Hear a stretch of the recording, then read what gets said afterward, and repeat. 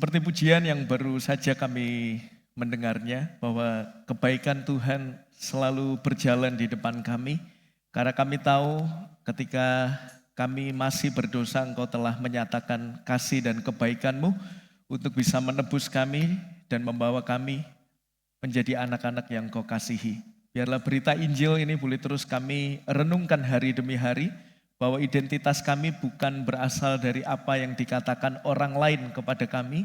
Identitas kami bukan berasal dari situasi yang saat ini kami alami, tetapi identitas kami aman di dalam Tuhan, karena Tuhanlah yang menebus kami, menopang kami, bahkan pada sampai akhirnya nanti Engkaulah yang memuliakan kami bersama-sama dengan Engkau. Kami bersyukur di tengah ibadah kami boleh memiliki kesempatan untuk bisa merenungkan kebenaran firman Tuhan. Mari Tuhan siapkan hati kami semua untuk kami bisa dibentuk oleh firman-Mu. Lembutkanlah hati kami supaya kami menerima firman dengan kerendahan hati, sehingga kami mau dibentuk, diproses untuk semakin merupa dengan Kristus. Mari berbicaralah bagi kami semua. Engkau pakai mulut lidah hamba-Mu yang penuh dengan keterbatasan untuk menyampaikan pesan Injil yang tidak terbatas. Biarlah Injil ini boleh menembus hati kami, untuk kami boleh diubahkan semakin merupa dengan Engkau. Terima kasih ya Tuhan, di dalam nama Tuhan kami Yesus Kristus kami berdoa dan bersyukur. Amin. Shalom Bapak Ibu semuanya. Selamat pagi. Apa kabar? Ya, kabar baik. Beritakan. Ya, puji nama Tuhan. Saya bersyukur bisa kembali bersama dengan Bapak Ibu semuanya setelah minggu lalu. Terima kasih sudah diberi kesempatan untuk bisa cuti dan menikmati kebaikan Tuhan di Pulau Dewata ya. Wah, ada banyak kebaikan. Kami di tempat yang cukup terasing, di hotel di mana MG melaksanakan resepsi itu cukup jauh dari perkotaan ya, bahkan cari Grab, Gokar itu tidak ada yang mau pick up ya, karena saking terpencilnya, seperti kami merasa seperti diasingkan di Rengas Dengklok gitu ya. Kayak presiden dan wakil presiden kita dulu gitu ya. Nah, di antara segala kebaikan saya ingin ceritakan satu kebaikan Tuhan ketika kami kemarin menikmati liburan bersama. Di kamar yang disediakan bagi kami itu ada kolam renangnya. Jadi khusus kolam renangnya. Lalu saya, Bu Ayu, ada Cika juga berenang waktu malam hari dan kemudian bersama dengan Bara. Bara itu sudah mulai berani masuk ke air, lalu kemudian dia di dalam air kurang lebih 3 detik lalu diangkat gitu. Sudah mulai bisa ya dan sudah mulai berani. Lalu singkat cerita itu malam hari jam 9:30 kalau saya tidak salah. Kami berenang seperti biasa, senang, lalu kemudian saya ngobrol dengan Bu Ayu, dengan Cika, lalu kemudian Bara itu tanpa sepengetahuan saya, dia lompat ke air gitu ya. Dan saya tidak tahu kalau dia lompat di air. Pikiran dia selama saya lompat, saya aman karena ada papa di situ. Tapi saya tidak dikasih tahu kalau dia melompat. Jadi singkat cerita kami ngobrol dan saya menengok ke belakang, itu sudah tidak ada Bara. Jadi dia ada di dalam air ya, jadi tinggal hanya tangannya saja, itu semua kepala ke bawah itu sudah di dalam. Dan saya tidak tahu sudah berapa lama dia ada di dalam air itu. Lalu dengan cepat kami mengangkat, memang cukup sangat panik, saya sudah panik, mau nangis, mau apa, karena dia sudah tidak ngomong karena sesak nafas. Saya itu saking paniknya kan biasanya kalau orang tenggelam itu kan di tepuk belakangnya ya, saya tepuk dadanya, jadi makin begini dia ya. Terus Bu Ayu kasih tahu, tapi itu sangat mencekam sekali. Saya kalau ingat peristiwa itu bahkan sampai keesokan harinya saya sangat khawatir sekali. Tapi puji Tuhannya dia tidak trauma ya, besok paginya sudah berenang lagi.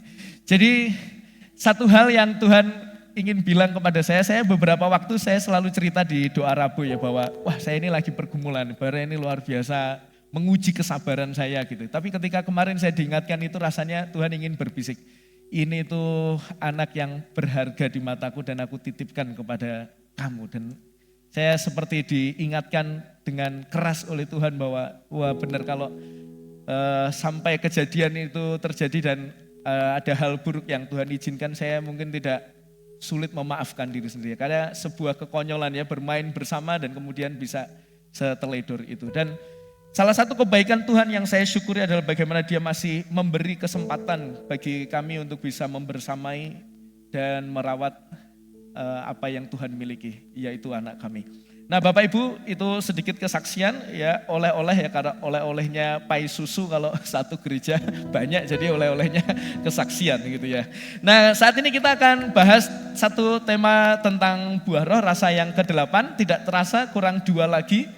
Nah ini kita bahas tentang kelemah lembutan. Ya, mungkin kita semua tahu arti kata lemah, kita juga tahu arti kata lembut. Tapi waktu digabung, mungkin kita tidak semuanya bisa tahu ya, kelemah lembutan. Sama ya dengan beberapa kata itu kan biasanya kalau berdiri sendiri bisa dipahami, mudah dipahami, tapi waktu digabung seperti tidak nyambung, apalagi dalam bahasa Inggris gitu ya. Saudara tahu kupu-kupu bahasa Inggrisnya apa? Butterfly. Butter apa? Mentega. Fly apa? Terbang. Tapi artinya kupu-kupu, bukan mentega terbang kan. Nah ini kelemah lembutan mungkin kita tahu lemah. Oh lemah itu antonimnya adalah kuat. Lembut itu apa? Kasar gitu ya. Tapi ketika digabung apa arti kelemah lembutan? Nah kita akan pelajari bersama-sama. Nah saya ingin dulu menunjukkan kekeliruan populer ya. Atau seringkali kita salah mengartikan tentang kelemah lembutan. Yang pertama silahkan dilanjutkan. Lanjut lagi, nanti kita akan baca teksnya, tapi kekeliruan populer dulu. Yang pertama saudara, ada banyak orang menganggap kelemah lembutan itu sebagai sebuah kelemahan. Jadi orang yang lemah lembut itu orang yang lemah, tidak berani berkata tidak atau penakut gitu. Itu disebut orang yang lemah lembut. Orang yang selalu ngalah, nah itu disebut lemah lembut. Itu salah. Yang kedua, orang biasa menilai kelemah lembutan itu diidentikan dengan milik sang pendiam atau introvert gitu. Jadi yang gak banyak omong itu biasanya disebut dengan lemah lembut. Itu juga salah. Lalu berikutnya yang terakhir, kelemah lembutan biasanya juga diartikan sebagai sifat yang alamiah. Wah, orang yang lemah lembut biasanya diidentikan dengan suku-suku tertentu yang bahasanya itu enggak ada intonasi tingginya. Ya biasanya mana? Solo, Yogyakarta gitu. Nah itu orangnya lemah lembut Pak, karena kalau ngomong intonasinya itu selalu pelan ya. Kalau diatur begitu, orang Batak itu orang yang enggak lemah lembut ya, karena orang Batak itu kan tinggi ya nadanya ya. Nah itu kesalahan populer. Lemah lembut bukan kelemahan. Kelemah lembutan bukan untuk sang pendiam atau introvert. Kelemah lembutan juga bukan sifat alami yang diidentikan oleh suku-suku tertentu. Bukan itu.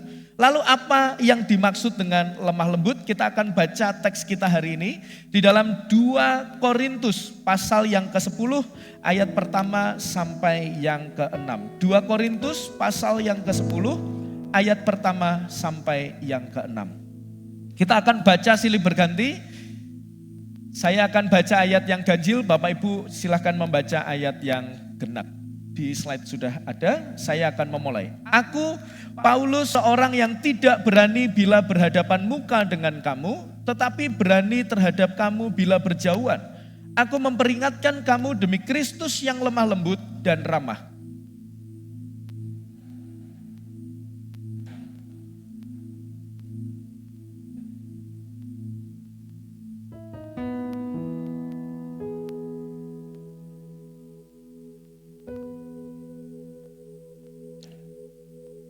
Memang kami masih hidup di dunia, tetapi kami tidak berjuang secara duniawi.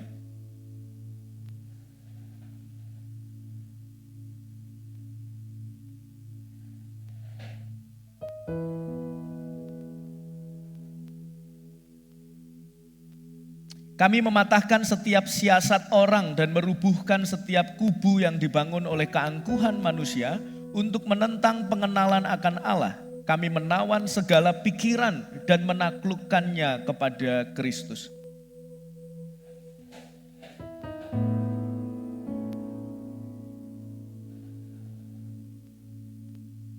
Amin. Bapak Ibu, saya membagi khotbah saya menjadi 2 bagian saja dengan kata kunci karakteristik kelemah lembutan yang dimaksud di dalam Galatia 5 ayat yang kedua. 2 karakteristik itu yang pertama adalah Kelemah lembutan itu prinsipnya adalah bisa mengendalikan kekuatan, atau saya kasih strip yaitu amarah. Kalau saudara melihat di dalam bacaan kita di ayat yang pertama itu dikatakan begini. Aku, Paulus, seorang yang tidak berani bila berhadapan muka dengan kamu, tetapi berani terhadap kamu bila berjauhan, aku memperingatkan kamu demi Kristus yang lemah lembut dan ramah. Ayat kedua, aku meminta kepada kamu, jangan kamu memaksa aku untuk menunjukkan keberanianku dari dekat.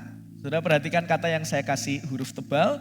Hai kamu, jangan kamu memaksa aku untuk menunjukkan keberanianku dari dekat. Jadi Paulus semacam telah menerima tekanan yang bertubi-tubi, lalu dia seperti merespon begini, kon ojo maksa aku ya, untuk aku berlaku lebih keras dari yang sekarang ini. Jadi kalau saudara memperhatikan kalimat itu, berarti Paulus berjuang sedemikian rupa untuk kontrol emosinya, untuk kontrol amarahnya, untuk bisa mengendalikan amarahnya. Nah, kita perlu tahu dulu apa yang menyebabkan dia bisa mengendalikan itu dan apa yang membuat dia seperti dipantik kemarahannya. Nah, kita bisa melihat apa yang dialami oleh Paulus melalui ayat 1 dan kedua. Nah, saya merangkum saja. Paulus ini sedang menerima dua tekanan dari dua kelompok yang berbeda. Dua tekanan dari dua kelompok yang berbeda. Yang pertama, kalau saudara perhatikan ayat 1, jadi di ayat 1 itu orang pada menilai Paulus itu tidak berani ketika berhadapan muka dengan muka, tetapi sok wani waktu nulis surat, waktu berjauhan. Jadi ada orang-orang tertentu yang menilai Paulus itu kalau dalam bahasa sederhana itu, saudara tahu gicek enggak? Tahu ya, gicek itu kayak wanimu ning buri gitu ya. Kayak apa ya, pecundang gitu. Kamu kalau di depan aja nggak berani, tapi kalau udah di belakang kamu sok-sokan berani. Nah, ada orang-orang yang menganggap itu, dan kalau saudara membaca surat 2 Korintus, secara keseluruhan, itu memang ada isu yang kuat tentang orang-orang yang meragukan kerasulan Paulus. Jadi kerasulannya Paulus itu diragukan oleh jemaat Korintus. Jadi mereka itu semacam, ini gak cocok jadi rasul ini yang namanya Paulus ini. Ada banyak faktor, terutama juga ketika Paulus itu tidak seperti pemimpin-pemimpin agama yang secara kasta itu tinggi. Ya, Paulus itu kan orangnya biasa-biasa saja, tidak kaya, sehingga orang menilai Paulus itu gak cocok jadi seorang rasul. Jadi di tengah isu tidak dipercayai kerasulannya, Paulus berusaha atau berjuang untuk bisa memberi alasan bahwa dia adalah rasul yang dipercaya oleh Tuhan. Jadi dia ditekan tentang hal itu. Mungkin bagi kita merasa, wah itu masalah biasa lah gitu ya. Tapi sebenarnya itu tidak biasa, saudara. Saudara ada yang pernah enggak diragukan kapasitasnya? Menurut saudara enak atau enggak? Enak enggak? Misal saudara kerjaan apa gitu ya, terus diragukan. Memang lah sengerjakan si itu pasti nggak beres. Emang bisa dia ngerjain? Kalau saudara dikasih kalimat itu gimana? Pasti nggak enak. Diragukan kapasitasnya itu pasti tidak enak. Dan Paulus mengalami hal itu. Lalu yang kedua, Paulus itu diserang oleh orang-orang yang menyangka bahwa hidupnya itu dikuasai oleh keinginan duniawi. Saudara bisa lihat itu di ayat yang kedua. Aku meminta kepada kamu, ya kelompok yang tadi menganggap aku gicek tadi, jangan paksa aku untuk menunjukkan keberanianku dari dekat. Sebagaimana aku berniat bertindak keras terhadap orang-orang tertentu, perhatikan, yang menyangka bahwa kami, Paulus dan teman-temannya, hidup secara duniawi. Jadi sederhananya Paulus ingin bilang, jangan paksa aku untuk menunjukkan keberanian ya. Seperti nanti kalau aku sudah menunjukkan, aku tuh pernah berniat untuk menunjukkan itu kepada orang-orang yang menganggap aku itu mengikuti keinginan duniawi. Jadi ada dua kelompok orang dengan dua tekanan yang berbeda. Itulah yang Paulus alami. Saudara dikasih oleh Tuhan, di tengah kondisi yang semacam ini, Paulus berusaha untuk apa? Mengendalikan amarahnya, mengendalikan emosinya. Makanya saya memberikan gambar apa itu ya? Koboi pegang kuda, Karena di dalam teks aslinya kata lemah lembut atau proud dalam bahasa Yunani itu selalu diidentikan dengan kuda yang dikendalikan. Jadi punya kekuatan, bukan enggak punya kekuatan saudara. Kita punya kekuatan, kita punya kapasitas, kita bisa marah, kita bisa melakukan apapun, tapi kita berusaha untuk mengendalikannya. Nah itu kata kunci dari kelemah lembutan. Saudara, ada satu tokoh yaitu yang sangat terkenal yaitu R.C. Sproul, dia berkata begini, silakan dilanjutkan. Kelemah lembutan bukanlah kelemahan. Kelemah lembutan adalah kekuatan yang dikendalikan. Jadi ini paradoks saudara. Kelemah lembutan itu justru hanya bisa dilakukan oleh orang yang kuat. Jadi bukan untuk orang yang lemah. Untuk orang yang kuat. Kuat apa? Yaitu kuat untuk mengendalikan kekuatannya. Jadi Bapak Ibu Saudara, ini adalah tentang bagaimana kita semuanya mengendalikan diri kita. Pasti ini nanti akan berhubungan dengan buah roh yang rasa yang terakhir, yaitu penguasaan diri. Ini saling melengkapi satu dengan yang lainnya. Dan menghadapi orang semacam itu, menghadapi tekanan orang-orang yang berusaha menyerang kita itu sangatlah tidak mudah. Manusia yang berdosa cenderung ingin membalas kejahatan dengan kejahatan. Hanya sedikit yang mampu untuk apa? Tidak membalas. Tidak membalas kejahatan dengan kejahatan. Makin sedikit lagi orang yang mampu untuk tidak marah dan justru menyatakan kelemah lembutan kepada orang lain.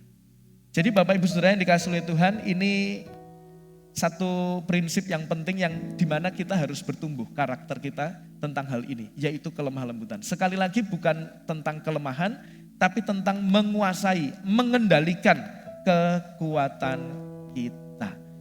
Lalu ada seorang tokoh bernama William Barclay, karena dia mengucapkan ini untuk bisa menengahi antara kalau begitu apakah marah itu tidak boleh. Kalau sudah kita kelemah lembutan, kontrol emosi kita, kontrol amarah kita, apakah itu menjadi larangan untuk kita marah? Nah kemudian dia bilang begini, kelemah lembutan adalah keseimbangan yang indah antara kemarahan yang berlebihan dan sikap yang tidak pernah marah sama sekali. Itu ada di tengahnya. Jadi kelemah lembutan itu ada di tengah antara marah yang berlebihan, sumbu kiri, dan tidak pernah marah, sumbu kanan. Dan kelemah lembutan itu ada di tengahnya. Jadi kelemah lembutan menyerang orang yang suka marah-marah dengan cara yang salah dan alasan yang salah. Dan kelemah lembutan juga menyerang orang yang tidak pernah marah. Jadi dua-duanya salah. Orang gak pernah marah itu juga salah. Biasanya orang gak pernah marah mau diperlakukan apapun. Sudah tahu ada gak benernya, yo tidak pernah marah. Karena saya gini ya gini Pak, tidak pernah menunjukkan ketegasan. Itu salah. Tetapi di lain sisi, saudara jadi orang yang suka marah-marah, sedikit-sedikit marah, itu juga tidak benar. Apalagi dilakukan dengan cara yang salah dan alasan yang salah. Orang yang lemah lembut, marah hanya pada waktu yang tepat, terhadap hal yang tepat, dengan cara yang tepat. Ada berapa aspek? 3. Marah yang tepat itu adalah pada waktu yang tepat. Berarti tidak semua waktu itu harus ditanggapi dengan apa? Dengan marah. Ada waktu-waktu tertentu di mana kita harus marah. Tapi tidak setiap waktu kita meresponi dengan amarah. Lalu marah itu dilakukan untuk hal yang tepat. Jadi ada hal-hal yang lain yang tidak perlu diresponi dengan amarah. Kalau sudah berkaitan dengan hal prinsip, saudara perlu marah. Tapi sekali lagi di cara yang bagian terakhir harus pula dengan cara yang tepat. Mungkin saudara mulai berkata dan bertanya dalam pikiran saudara ya, Pak wong ate marah ya angel eram gitu saudara ya. Sulit sekali wong tinggal marah ya marah aja gitu ya. Tapi ternyata ada banyak aspek yang harus kita pikirkan. Iya betul sekali. Kita marah pada waktu yang tepat, pada persoalan yang tepat, dan cara yang tepat. Bahkan seorang tokoh Aristoteles dia berkata begini, jalan tengah antara kemarahan yang berlebihan dan ketidakmampuan untuk marah itu adalah kelemah lembutan. Dia mengulang apa yang William Barclay katakan. Lahirnya duluan Aristoteles ya, jadi William Barclay memiliki pemikiran yang sama dengan Aristoteles. Saudara yang dikasihi oleh Tuhan, pertanyaan berikutnya bagaimana untuk kita bisa meraih karakter semacam ini, kuncinya ada di ayat 1b, saudara. Kalau saudara memperhatikan ayat 1b, waktu Paulus bilang jangan paksa aku untuk menunjukkan keberanianku, di sana dia mengatakan aku memperingatkan kamu demi Kristus yang lemah lembut. Nah, kata lemah lembut di sana itu kata yang sama yang dipakai di dalam Galatia 5, yaitu praus dan ramah. Jadi alasannya, dasarnya, fondasinya itu karena Kristus yang lemah lembut dan ramah, saudara. Apa yang dimaksudkan demi Kristus yang lemah lembut dan ramah? Saudara, waktu kita mau jadi orang yang lemah lembut, teladannya itu haruslah Kristus. Waktu kita mau jadi orang yang lemah lembut, alasan dan kekuatan kita itu adalah Kristus. Saya bahas dulu yang pertama, yaitu teladan, saudara ya. Kristus sebagai teladan kelemah lembutan. Ini sangat terpancar pada bagaimana Kristus hidup di dunia dan menjalankan pemerintahannya, saudara. Kalau kita perhatikan, Yesus itu punya kuasa atau enggak? Punya. Apa contohnya ya? Dia bisa menghardik badai, ya, dia berkuasa. Dia bisa mengusir setan. Dia bisa membangkitkan orang mati, menyembuhkan yang sakit. Lalu kemudian dia bisa marah-marah juga kan waktu bait Allah dipakai untuk dagang dan lain sebagainya itu. Dia punya kuasa yang mutlak, saudara. Tapi dia adalah orang pribadi yang lemah lembut karena dia menerima orang-orang yang berdosa. Saudara coba pikirkan, bagaimana mungkin pribadi yang suci dan mulia mau berjumpa dengan orang yang hina seperti kita. Bagaimana mungkin orang yang maha kuasa, yang bisa melakukan segala hal, yang menciptakan alam dan semesta ini, mau berjumpa dengan sampah seperti saya dan saudara. Bagaimana itu menunjukkan betapa lemah lembut Kristus menerima orang-orang yang berdosa seperti saya dan saudara. Dan dia mendidik kita di dalam kelemahan demi kelemahan kita. Dia mendidik kita untuk berproses, untuk bisa meneladani dirinya sendiri. Saudara yang dikasihi oleh Tuhan, ini berarti Yesus memiliki sebuah kesabaran terhadap kelemahan-kelemahan manusia. Saudara, Petrus berulang kali gagal. Saudara, Thomas itu ragu-ragu. Murid-murid itu berebut kedudukan ketika dia mengikut Yesus. Orang berdosa yang datang kepadanya, tetapi dia tidak memilih untuk membinasakannya. Dia memilih untuk membuka tangannya dan memberikan pemulihan bagi kita semuanya. Itu sebabnya di dalam bacaan kita kemarin hari Sabtu, saudara bisa melihat bahwa dia berkata, marilah kepadaku yang letih lesu dan berbeban berat, dan aku akan memberikan kelegaan kepadamu. Dan di sana ada kata lemah lembut yang muncul. Saudara, dia bersabar terhadap kesalahan-kesalahan kita. Dia tidak membinasakan kita, tetapi dia memberi kesempatan bagi kita untuk bisa terus berproses di hadapannya. Ya saudara yang dikasihi Tuhan, kesabaran, kemarin kita juga bahas tentang kesabaran ya. Kesabaran Kristus itu panjang, tetapi jangan sia-siakan kesabaran Kristus dengan cara kita hidup semau kita sendiri. Ketika kita tahu Kristus adalah pribadi yang panjang sabar, jangan pakai itu menjadi kesempatan untuk kita jadi berbuat seenak diri kita. Tetapi pakai itu untuk kita berproses kepada Dia. Saudara, inilah paradoks Injil. Kristus adalah Raja yang maha kuasa, saudara. Tapi kuasanya dinyatakan melalui kelemah lembutan. Dan saat ini jika kita semuanya diingatkan oleh suara yang lembut dari Tuhan kita Yesus Kristus. Suara itu bukanlah suara yang menghakimi kita. Suara itu bukanlah suara yang menjatuhkan kita. Tapi suara itu adalah suara yang memanggil saya dan saudara untuk kembali kepada jalan yang benar. Kristus sebagai teladan kelemah lembutan dan Kristus juga sebagai motif kelemah lembutan. Kenapa? Waktu kita mau berjuang untuk mengontrol, menguasai emosi kita, itu karena Kristus memberikan teladan yang sempurna. Karena Kristus juga menerapkan kelemah lembutan itu. Mengapa ini saya tekankan saudara? Karena ada banyak orang yang berusaha berjuang untuk menekan emosinya, mengontrol emosinya, tetapi bukan untuk kemuliaan Kristus, tetapi untuk dirinya sendiri. Makanya saya menuliskan motif itu penting. Karena ada banyak orang tidak mau, mau menguasai amarahnya itu hanya untuk menghindari konflik dan mengejar citra diri. Menghindari konflik itu apa? Ya kita tidak mau menegur, tidak mau untuk bisa menyatakan kebenaran hanya karena apa? Supaya tidak rame.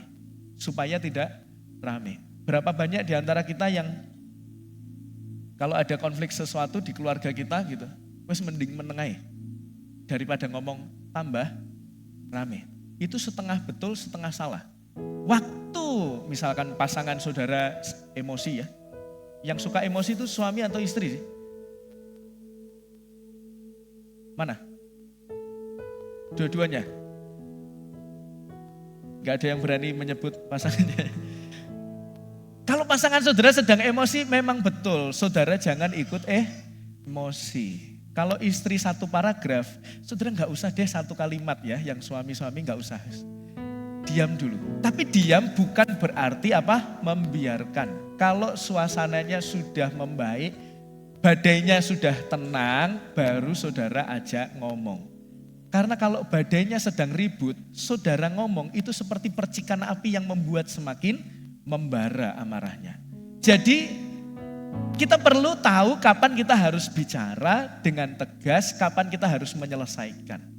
Dan saudara, waktu kita berusaha menguasai semuanya itu, seringkali kita gagal karena kita merasa, wes gak usah itu bikin konflik nanti. Yang penting dihindari saja. Dan kita seringkali melakukan itu dalam banyak aspek kehidupan kita. Di dalam kehidupan berkeluarga, di dalam kehidupan bergereja, di dalam kehidupan di tempat pekerjaan gitu ya. Dihindari saja. Jadi menekan, membiarkan saja gitu ya, supaya tidak rame. Supaya tidak ada konflik. Ada sebuah ilustrasi begini, saudara.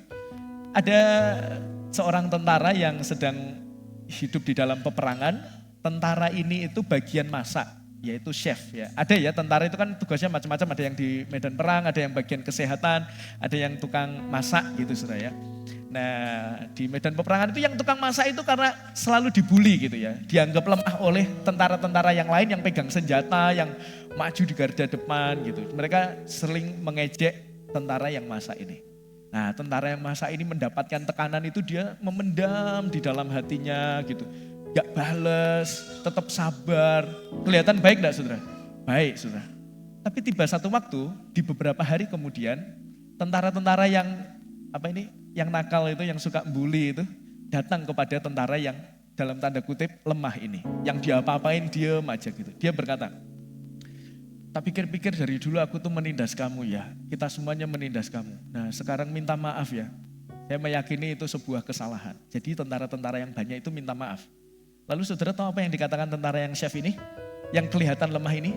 Dia bilang begini, wah terima kasih dan saya bersyukur kamu berubah. Kalau begitu mulai dari sekarang saya akan berhenti mencampur ludah saya di sop yang saya berikan kepada kalian. Jadi kelihatan apa? Diam, memendam, gak bales. Tapi ternyata saudara masakannya itu dicampur saudara dengan tadi yang saya katakan. Saudara, itu bukan lemah lembut yang dimaksudkan oleh siapa? Oleh Kristus, bukan.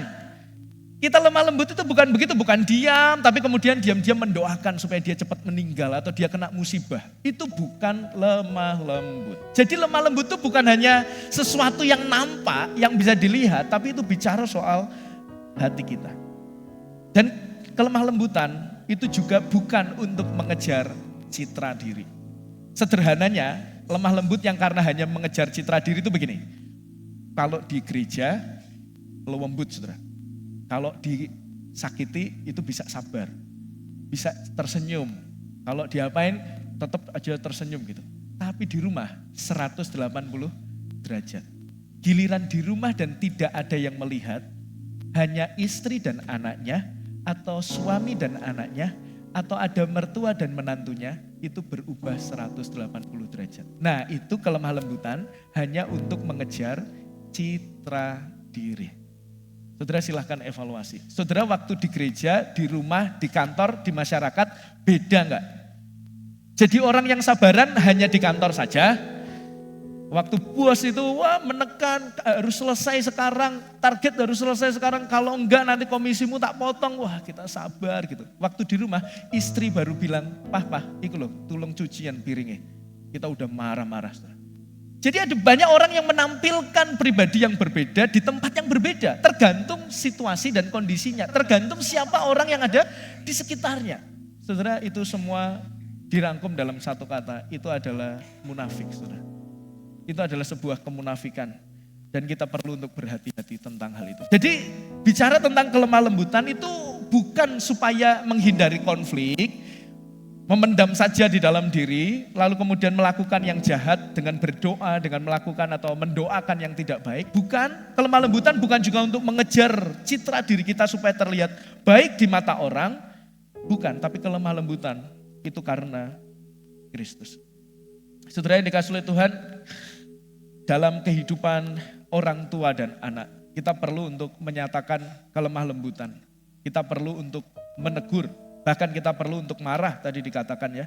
Ini penting, supaya apa?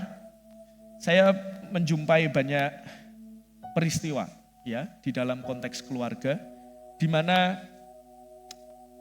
seringkali anak ini sudah tidak mau nurut dengan orang tuanya. Dan saya seringkali melihat begini, anaknya mau ngomong apapun, bahkan sampai maki-maki orang tuanya itu diam saja. Mungkin ada di antara kita yang sudah mulai putus asa di dalam tugas tanggung jawab kita untuk bisa mendidik anak-anak kita. Sudah diomongi dari A sampai Z, Pak, enggak bisa gitu ya. Sehingga ketika mulai muncul hal-hal yang tidak benar, orang tua ini menjadi orang tua yang lemah, yang tidak bisa menunjukkan ketegasannya. Saudara, kita perlu berhati-hati. Pasti saya meyakini itu tidak lepas dari apa? Dari perkara yang kecil, yang dari kecil kita biarkan. Maka saudara, kalau di dalam hal-hal prinsip dari kecil kita tidak mau menegur anak kita, mereka akan menangkap satu hal, bahwa pada sampai nanti saya besar, waktu orang tua saya ngomong apa-apa, saya juga tidak akan memperhatikannya. Saudara, itu sebabnya dari sejak dini, saudara. Kalau anak-anak saudara mulai melakukan hal-hal yang secara prinsip tidak benar, saudara harus berani untuk berbicara dengan tegas. Satu waktu saya menemani anak saya di waktu sekolah minggu di ruang kaca, dia melakukan satu tindakan yang menurut saya secara prinsip itu sangat salah, gitu ya. Dia marah dan melempar mainan itu kepada saya. Lalu ada orang tua yang lain yang bertanya kepada saya, Pak, Bapak wis pernah marah yang benar-benar marah belum sama anak Bapak gitu? Oh, sudah pernah. Dan kemudian saya melakukan itu lagi ketika dia pulang ke rumah. Dan saya mendidik itu supaya apa? Bukan saya tidak mengasihi anak saya. Kalau saya sedang menunjukkan ketegasan, istri saya itu menangis. Karena Bara menangis, jadi istri saya juga menangis. Kenapa? Karena yang dilakukan sudah melebihi batas. Misalkan kalau rebutan mainan itu tidak prinsipal. Tapi kalau sudah melempar, ya sudah mulai beberapa kali saya lihat, kasihan sekali anak saya kasihkan contoh terus ya.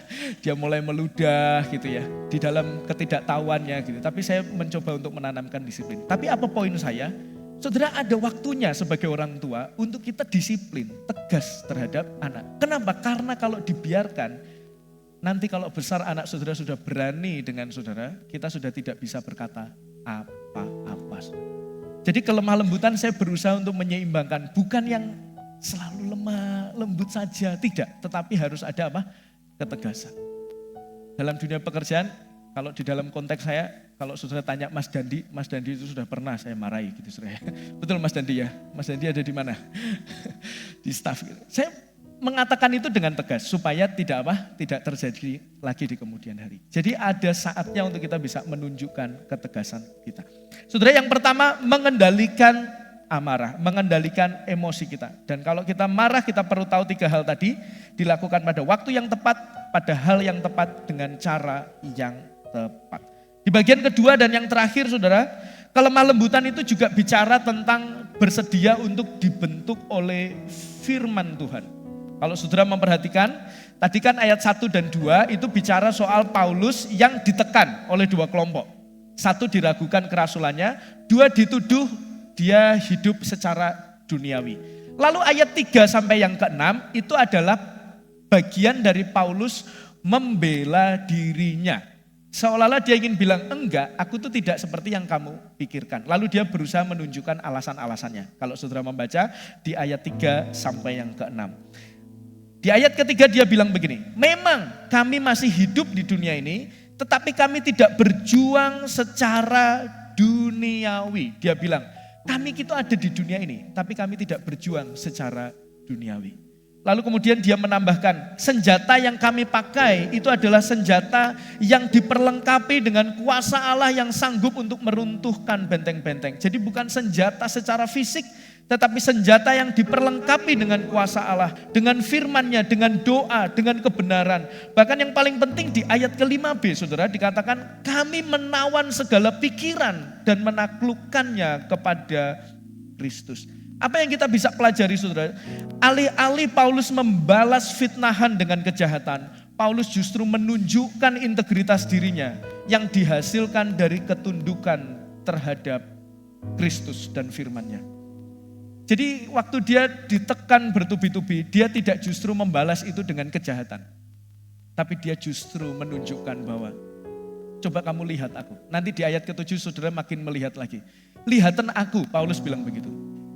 Telitilah hidupku untuk aku bisa menunjukkan integritasku di dalam Kristus. Jadi alih-alih dia membalas kejahatan dengan kejahatan, Paulus ingin menunjukkan aku ini adalah pribadi yang mau dibentuk oleh firman Tuhan. Dia mengatakan kami menawan segala pikiran kami, menaklukkannya kepada Kristus Yesus. Dan ini selaras dengan bacaan kita di hari Rabu, saudara. Di dalam Yakobus pasal 1 ayat ke-21, kata lemah lembut di sana juga pakai kata proud yang dituliskan di dalam Galatia. Dikatakan begini, silahkan dilanjutkan. Sebab itu buanglah segala sesuatu yang kotor dan kejahatan yang begitu banyak. Dalam konteks perikop itu, dosa yang dimaksud adalah dosa amarah. Kalau saudara lihat di bagian ayat 20 dan 19-nya. Dan terimalah dengan lemah lembut firman yang tertanam di dalam hatimu yang berkuasa menyelamatkan jiwamu. Jadi lemah lembut juga bicara soal kerendahan hati kita untuk dibentuk oleh apa? Oleh firman-Nya. Jadi waktu kita dengar firman, kita itu harus membuka hati kita selebar-lebarnya untuk bisa dibentuk oleh firman Tuhan. Mengapa ini penting? Karena ada banyak orang bisa saja rajin dan katam baca Alkitab, tetapi tidak membiarkan kebenaran itu mentransformasi dirinya. Ada orang yang baca firman Tuhan hanya untuk nambah pengetahuan, saudara. Lo ada ini. Dan atau mungkin kita semua yang ada di tempat ini, kita pernah terjebak pada kondisi ini. Bisa semangat baca firman, tapi hanya untuk nambah pengetahuan. Nambah pengetahuan untuk apa? Supaya saya bisa menang debat dengan orang yang lainnya. Itu tidak akan merubah apapun. Itu bukan yang dimaksud dengan kelemah lembutan supaya firman itu tertanam di dalam diri kita. Ada banyak orang yang berusaha baca firman tapi hanya untuk formalitas. Ya sebagai orang percaya, ya baca firman lah. Itu sebuah kewajiban. Kalau enggak baca enggak enak gitu ya. Apalagi diketahui gembala kelas saya. Karena saya enggak laporan. Ada banyak orang baca firman bukan untuk supaya dirinya dibentuk dan diproses oleh firman itu sendiri. Sehingga hari ini bicara tentang kelemah lembutan adalah bicara juga tentang bagaimana sikap hati kita ketika kita dikoreksi oleh firman Tuhan. Sudah ada banyak hal yang membuat firman itu tidak bertumbuh di dalam hati kita. Jangankan bertumbuh, berakar saja tidak. Jangankan berbuah, bertumbuh saja tidak. Kenapa? Ada banyak sekali hal yang membuat kita akhirnya membangun benteng-benteng sehingga firman itu tidak berlaku apapun di dalam kehidupan saya dan saudara. Nanti di khotbah terakhir di kurikulum tentang buah roh ini, di minggu terakhir, yaitu minggu yang keempat, kita akan membahas tentang perumpamaan benih yang ditabur di 4 jenis tanah yang berbeda. Dengan satu kesimpulan begini saudara, kita belajar tentang buah roh, kita belajar tentang karakter yang banyak sekali yang harus ada di dalam diri kita. Tapi semuanya sia-sia kalau kita menganggap itu hanya sebagai sebuah pengetahuan. Semuanya akan sia-sia kalau kita menganggap bahwa itu seperti angin lalu belaka. Dan firman Tuhan itu tidak akan merubah apapun di dalam kehidupan kita. Kurikulum ini akan selesai Tapi pertanyaannya, apakah kita yang selama ini suka marah berubah menjadi orang yang sabar? Apakah kita yang selama ini menjadi orang-orang yang tidak bisa mengendalikan diri, berubah menjadi orang yang bisa mengendalikan diri? Apakah selama ini kita orang yang gak setia, berubah menjadi orang yang setia? Itu semua tergantung kita semuanya. Itu semua tergantung apakah hati kita mau dibentuk oleh firman-Nya, atau justru kita membatasi firman itu dengan segala hal yang menjadi benteng di dalam hati kita. Jadi Bapak Ibu Saudara yang dikasihi oleh Tuhan, bicara tentang kelemah lembutan itu berbicara tentang dua hal. Yaitu berbicara tentang bagaimana kita mengendalikan kekuatan kita, tetapi juga berbicara tentang bagaimana kita mau dibentuk oleh firman-Nya. Ada satu kalimat yang akan menutup khotbah saya, Bapak Ibu Saudara. Saya mengundang pemain musik dan WL untuk ke depan.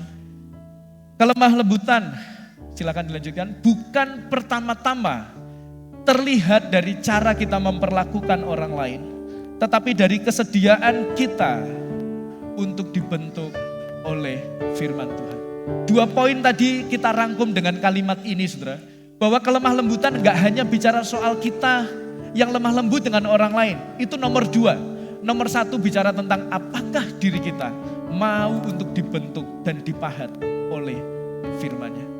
Ketika kita mau dibentuk dan dipahat oleh firman Tuhan, percayalah bahwa kita akan dimampukan untuk bisa memperlakukan orang lain dengan kelemah lembutan. Ada satu pujian baru, saudara, yang akan kita naikkan bersama-sama. Pujian ini ada 5 ayat dan refnya sangat baik sekali. Mengatakan bahwa mari kita datang kepada Yesus, karena Yesus adalah pribadi yang lemah lembut dan rendah hati. Kita akan naikkan